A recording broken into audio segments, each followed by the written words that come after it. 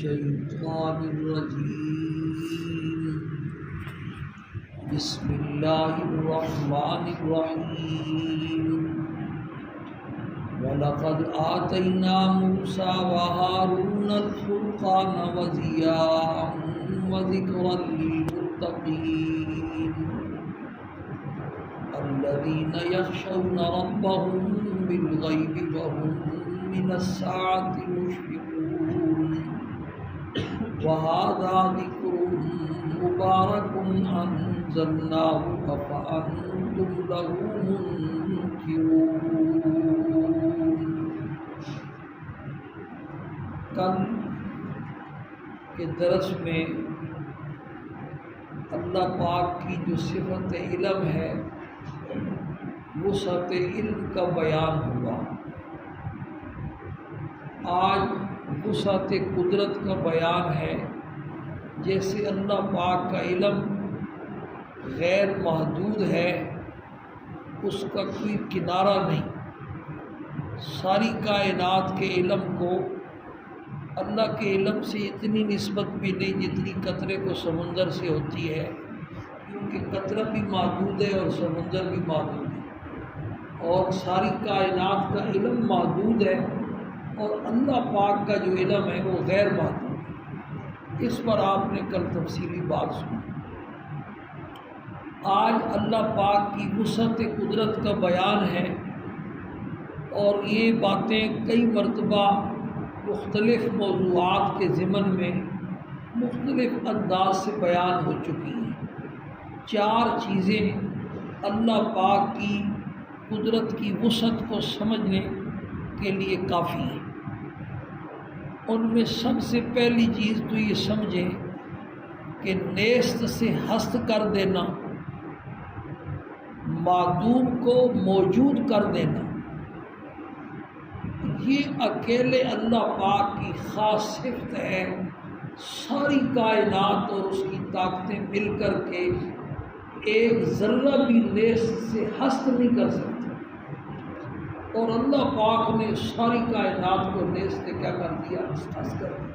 اللہ نے سائنسدانوں کو پیدا کیا اور ان کو عقل دیا، دماغ دیا، سوچنے سمجھنے کی صلاحیتیں عطا فرمائیں، اور جن چیزوں سے انہوں نے حیرت انگیز ایجادات کی ہیں وہ سارے مادے اللہ پاک نے کیا کیے؟ پیدا فرمائے۔ تو اللہ پاک کی دی ہوئی عقل کو انہوں نے استعمال کیا، اور اللہ پاک کی پیدا کی ہوئی معدنیات کو، مادوں کو استعمال کر کے انہوں نے کیا سے کیا بنا دیا۔ پوری دنیا انگشت بدنداں ہے، یعنی منہ میں انگلی ڈال کے بندہ سوچتا ہے کہ کیا ہوگا۔ آج سے 100-200 سال پہلے ہوائی جہازوں کا تصور بھی نہیں تھا۔ آج مہینوں کا سفر گھنٹوں میں طے کرنے والے ایسے جہاز انہوں نے، یہ جمبو جہاز جو ہے، سبحان اللہ، جیسے پوری بلڈنگ جو ہے نا آسمان اور زمین کے درمیان کیا کر رہی ہے؟ اڑ رہی ہے۔ اس کے لوہے کا وزن اپنا وہ ایک الگ وزن ہے، سواریوں کے سامان کا وزن الگ ہے، 500 سے اوپر سواریاں ہوتی ہیں، ان کا وزن کیا ہے؟ الگ ہے۔ ایک حاجی لاہور کے ایئرپورٹ پہ آیا تو جہاز کو دیکھا تو کہتا یہ اتنی بڑی بلا یہ آسمان میں اڑے گی، میں تو نہیں جاتا، واپس گھر چلا گیا، ڈر گیا۔ یعنی آدمی کی عقل میں بات نہیں آتی، لیکن انہوں نے کیسے بنایا بھائی؟ ایسے بنایا کہ اللہ نے ان کو پیدا کیا، پھر اللہ نے ان کو یہ ساری صلاحیت، یہ تعلیم دلائی، تعلیم کے اسباب مہیا کیے، پھر اللہ نے ان کو ایسی صلاحیتیں عطا فرمائیں، پھر اللہ کی پیدا کی ہوئی چیزوں کے انہوں نے جوڑا، اور جوڑ کر کے کیا سے کیا بنا دیا۔ تو یہ نیست سے ہست نہیں ہے۔ نیست سے ہست تو یہ ہے کہ ان سارے سائنسدانوں کو چٹیل میدان میں بٹھا دیا جائے اور ان کو کہہ دیا جائے کوئی چیز نہیں ہے، بناؤ بھیا، بنا سکتے؟ سوال ہی نہیں پیدا۔ تو نیست سے ہست کرنا یہ اکیلے کس کا کام ہے؟ کوئی بھی کچھ بھی نہیں تھا، اکیلا اللہ تھا، اور کیا سے کیا اللہ نے کیا کر دیا، دنیا بنا دیے۔ آدمی جدھر جاتا ہے، ہم ابھی کشمیر گئے تھے بخاری شریف کے ختم کے لیے رجب میں، تو میرے ساتھ جو دوست تھے رفقا، ان کو میں کہتا ہوں کہ اللہ کی قدرت کا کوئی کنارہ نہیں، ایسی لامحدود قدرت ہے اللہ کی، کیسا حسن ہے کشمیر کا، کشمیر کے پہاڑوں کا، درختوں کا۔ بندہ کہتا ہے کیسی ترتیب کے ساتھ کسی نے لگایا، ایسے ایسے پرندے، ایسی ایسی چیزیں۔ یہ پہلی چیز بندہ یہ سوچے نا، یہ سوچنا جو ہے نا، یہ ایک مستقل عبادت ہے۔ سرکار دو عالم صلی اللہ علیہ وسلم نبی بننے سے پہلے غار حرا میں جا کے اعتکاف بیٹھتے تھے، کئی دن جا کے بیٹھتے، پھر واپس آتے، کھانا لے آتے، پھر جا کے بیٹھتے۔ تو نماز لے کر نبی تو بنے نہیں تھے، تو کس چیز کی عبادت کرتے تھے؟ علامہ عینی رحمہ اللہ نے فرمایا اللہ پاک کی قدرت کی نشانیوں میں بیٹھ کے غور کرتے ہیں۔ اللہ کی قدرت کی نشانیوں میں غور کرنے سے بندے کے دل میں اللہ کی عظمت پیدا ہوتی ہے، عقیدت پیدا ہوتی ہے، محبت پیدا ہوتی ہے۔ جب اللہ کی عظمت اور عقیدت پیدا ہو جاتی ہے نا، پھر اس کے حکموں کو پورا کرنا بندے کے لیے کیا ہو جاتا ہے؟ آسان۔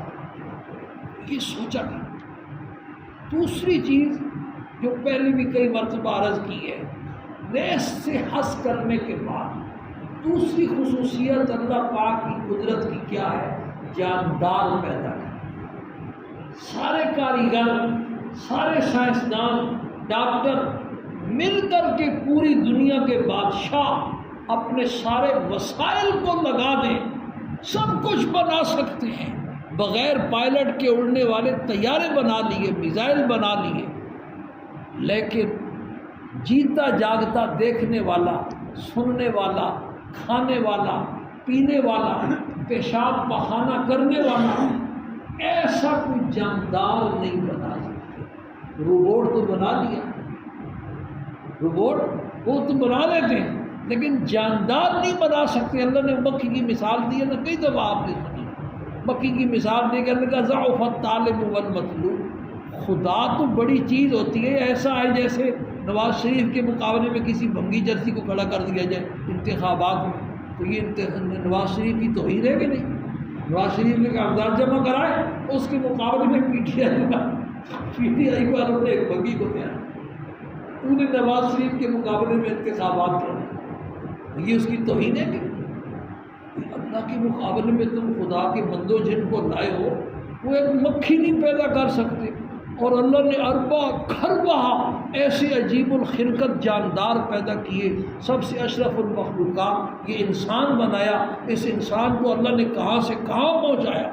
فجعلناہ سمیعا بصیرا، ناپاک قطرے سے پیدا کر کے دیکھنے والا، سننے والا بنایا۔ کسی کو ڈاکٹر عبدالقدیر خان بنا دیا، کسی کو علامہ اقبال بنا دیا، کسی کو کیا بنا دیا، کسی کو آپ جو کہ دنیا سمجھتے ہیں نا، ہم مولویوں کہتے ہیں کسی کو حسین احمد مدنی بنا دیا، کسی کو تھانوی بنا دیا، کسی کو جنید بغدادی بنا دیا، کسی کو سیدی اور کسی کو محمد الرسول اللہ صلی اللہ آپ صلی اللہ علیہ وسلم کی شان کتنی اونچی ہے بھائی، لیکن ان کو پیدا کرنے والے کی شان کتنی اونچی ہے۔ آپ کو کئی دفعہ یہ واقعہ میں جب یہ مضمون آتا تو یہ واقعہ مجھے یاد آیا۔ عطا اللہ شاہ بخاری رحمہ اللہ موچی دروازہ لاہور کا وہاں جلسہ ہو رہا تھا، شاہ صاحب کی تقریر عشاء کے بعد شروع ہوتی تھی، فجر کی اذان ہو جاتی۔ قرآن سننے والے کہتے ہیں کہ مجمع پر سناٹا ہوتا تھا، رات کے 12 بجے اور حضرت جو ہے نا شاہ صاحب آپ صلی اللہ علیہ وسلم کی شان بیان کر رہے ہیں کہ آپ کو میں نے جس پہلو سے دیکھا با کمال پایا، اور ایسا با کمال پایا کہ میرا دل یہ چاہتا تھا کہ میں آپ کے سامنے سجدے میں گر جاؤں۔ لوگ حیران، شاہ صاحب کیا کہہ رہے ہیں؟ شاہ صاحب نے زلفوں کو جھٹکا دیا اور دوبارہ پینترا بدل کر کے جو ہے نا خطیبانہ انداز سے فرمایا کہ میرا دل تو یہ چاہتا تھا کہ میں محمد صلی اللہ علیہ وسلم کو اپنا مسجود بنا لوں، سجدہ کروں، لیکن میں نے دیکھا کہ آدھی رات کو محمد صلی اللہ علیہ وسلم اٹھ کر کے کسی اور ہستی کے سامنے سجدے میں پڑا ہوا غزاروں قطار رو رہا ہے، تو میرے دل نے گواہی دی کہ معبود محمد نہیں بلکہ محمد کا جو معبود ہے وہ میرا معبود ہے۔ سجدے کے قابل وہ ہستی ہے جس کے سامنے محمد جیسے بھی، یوسف علیہ السلام جیسے حسن و جمال والے السلام جیسے حسن و جمال والے بھی اپنی پیشانی اور جبین کو کیا کرتے ہیں؟ رگڑتے ہیں۔ تو جس اللہ نے ایسے باکمال پیدا کیے اس کی قدرت کا کیا کہنا تھا؟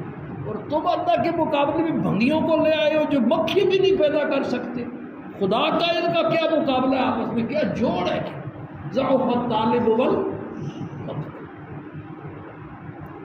یہ دوسری چیز ہو۔ اور تیسری چیز اللہ کی قدرت سمجھنے کے لیے یہ غور کیا کرے کہ اللہ نے دنیا میں دو نظام چلائے، ایک اسباب کا نظام ہے اور دوسرا اللہ نے اپنی قدرت بھی کہیں نہیں دکھائی۔ اسباب کا نظام تو یہ ہے بھائی کہ نر اور مادہ سے جو ہے نا جاندار پیدا ہو، دنیا کی ہر چیز کے نر اور مادہ سے جاندار کیا ہو رہے ہیں؟ پیدا ہو رہے ہیں۔ لیکن ان ساری، ایک تو یہ سوچے کہ ان ساری چیزوں کا جو سب سے پہلا فرد تھا وہ دنیا میں کیسے آیا؟ اب تو ماں باپ سے بچے پیدا ہوتے ہیں بھائی، سب سے پہلا انسان آدم علیہ السلام، اس کو اللہ نے اپنی قدرت سے کیا کیا؟ اور صرف انسان نہیں بلکہ سب سے پہلی بکری دنیا میں کیسے آئی تھی؟ اب بکری سے بچے پیدا ہوتے ہیں، اب مرغی انڈے دیتی ہے تو انڈے سے چوزے نکلتے ہیں، لیکن سب سے پہلی مرغی جس نے انڈا دیا تھا وہ کہاں سے آئی تھی؟ وہ اللہ نے اپنی قدرت کاملہ سے کیا کی تھی؟ پیدا کی۔ تو تمام جانداروں کا جو پہلا فرد ہے وہ اللہ کی قدرت کا کامل کیا تھا؟ مظہر تھا۔ حضرت عیسیٰ علیہ السلام کے بارے میں قرآن نے کہا ان مثل عیسیٰ عند اللہ کمثل آدم خلقہ من تراب ثم قال له کن فیکون۔ عیسیٰ علیہ السلام کی مثال آدم علیہ السلام کی طرح ہے۔ بھائی تم خود مانتے ہو کہ اللہ نے آدم علیہ السلام کو بغیر ماں اور باپ کے پیدا کیا، تو جو اللہ آدم علیہ السلام کو ماں اور باپ دونوں کے بغیر پیدا کر سکتا ہے وہ عیسیٰ علیہ السلام کو اکیلے باپ کے بغیر کیوں نہیں پیدا کر سکتا؟ یہ اللہ نے اپنی قدرت دکھائی۔ صالح علیہ السلام کی قوم نے مطالبہ کیا کہ اب آپ کو اللہ کا پیغمبر تب مانیں گے جب اس پتھر کی چٹان سے 10 ماہ کی گاون اونٹنی پیدا ہو جائے، ہمیں دکھا دو۔ پیغمبر اللہ کے بڑے لاڈلے ہوتے ہیں، انہوں نے عرض کیا تو اللہ نے ان کی درخواست منظور فرما دی۔ ساری قوم دیکھ رہی ہے اور وہاں اونٹنی جو ہے نا وہ پتھر کی چٹان پھٹی اور 10 ماہ کی گاون اونٹنی اندر سے نکلی بھائی، اور اس نے سب کے سامنے بچہ جنم دیا اور پھر وہ زندہ رہی، ایسے کھاتی تھی۔ قرآن نے کہا ناقۃ اللہ ہے وہ سقیا، جدھر جاتی صفایا کر جاتی، وہ اللہ کی کیا تھی؟ اونٹنی تھی۔ پھر جتنا کھاتی پیتی تھی اتنا دودھ بھی دیتی، پورے قبیلے کو کیا ہو جاتا تھا؟ کافی ہو جاتا۔ یہ اللہ نے اسباب کا سلسلہ بھی چلایا اور اپنی قدرت بھی اللہ پاک نے کیا کی ہے؟ دکھائی۔ موسیٰ علیہ السلام کو اللہ نے حکم دیا اپنی لاٹھی پتھر کی چٹان پہ مارو، ایک مرتبہ عصا مبارک مارا تو ایک تہ اڑ گئی اس کی، پھر فرمایا پھر مارو، پھر مارا تو دوسری تہ بھی اڑ گئی، پھر فرمایا پھر مارو، پھر مارا تو تیسری تہ بھی اڑی۔ جب تیسری تہ اڑی تو اندر سے ایک جاندار کیڑا نکلا، اس کے منہ میں سبز پتا تھا اور وہ اللہ کی تسبیح بیان کر رہا تھا، پاک ہے وہ ذات جو اس مقام پر بھی مجھے دیکھ رہی ہے اور میرا رزق مجھے پہنچا رہی ہے، مجھے اللہ نے جیسے اسباب دکھائے نا بھائی، ایسے اپنی قدرت کے نظارے بھی کرائے ہیں بندے کو اپنی قدرت سمجھانے کے لیے۔ اور چوتھی چیز، یہ 3 چیزیں ہو گئی، یہ کئی دفعہ بیان ہو چکی ہے۔ چوتھی چیز یہ سوچا کریں کہ ساری کائنات مل کر کے اللہ کو عاجز نہیں کر سکتی۔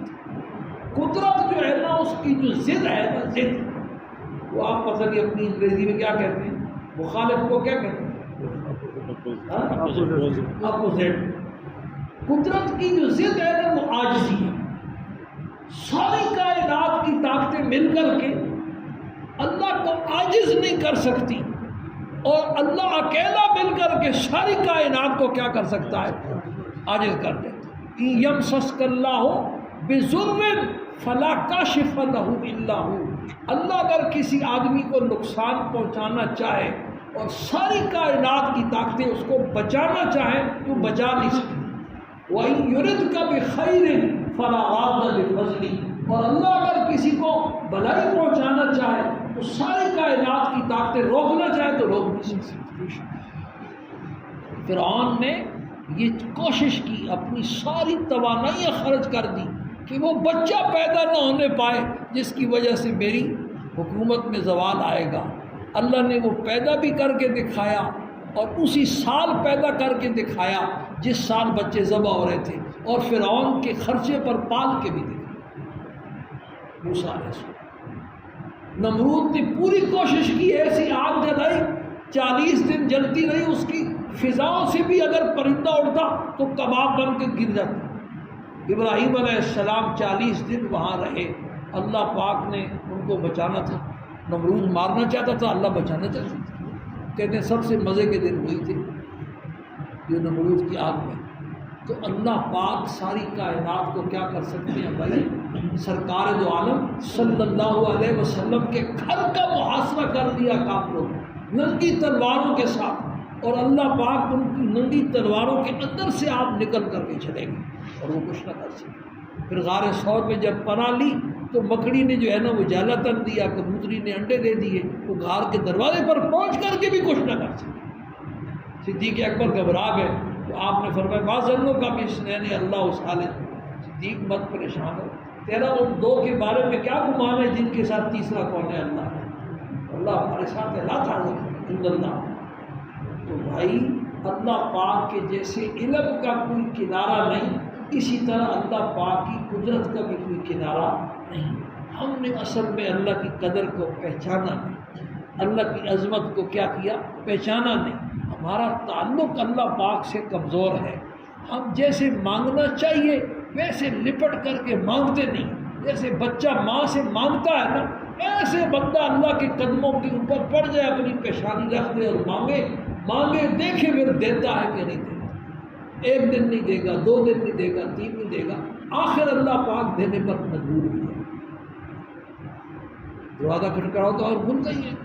ہم بس 2 دن 3 دن 4 دن 5 دن دعائیں مانگتے ہیں اور اس کے بعد پھر ڈھیلے پڑ جاتے ہیں، کام ہوتے ہیں بھائی، لیکن اللہ پاک کی اپنی حکمت ہے۔ ہم اپنے آپ کو دیکھتے ہیں، اللہ نے پوری دنیا کو دیکھا، اور اللہ پاک کو آگے پیچھے کی خبر ہے کہ چند دنوں کے بعد اس کے ساتھ کیا ہونے والا ہے، چند مہینوں کے بعد اس کے ساتھ کیا ہونے والا ہے، چند سالوں کے بعد اس کے ساتھ کیا ہونے والا ہے۔ ہم میں سے ہر ایک کو اپنی کئی ایسی دعائیں یاد ہوں گی۔ میں ایک دعا مانگتا تھا، وہ 4 سال پہلے مانگتا تھا اور پوری 4 سال کے بعد ہوئی۔ جب پوری ہوئی تو مجھے سمجھ میں آئی کہ اگر یہ اس وقت پوری ہو جاتی تو اس میں یہ نقصان تھا، آج یہ پوری ہوئی ہے تو اس میں یہ فوائد، اور یہ فوائد بندے کو سمجھ میں نہیں آتے۔ تو عجلت کی وجہ سے دعا کو چھوڑنا نہیں چاہیے، اللہ پاک کی قدرت اور علم کو یاد کر کے اللہ سے ہر وقت لپٹ کے مانگنا ہے۔ دلیل کیا ہے؟ دلیل انشاءاللہ کل سے